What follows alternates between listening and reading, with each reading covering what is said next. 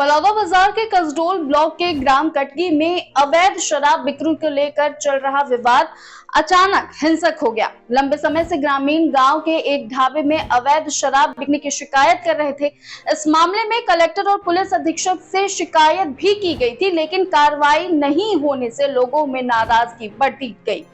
बताया जा रहा है कि शिकायत से नाराज ढाबा संचालक ने एक ग्रामीण के साथ गाली गलौज करते हुए मारपीट की।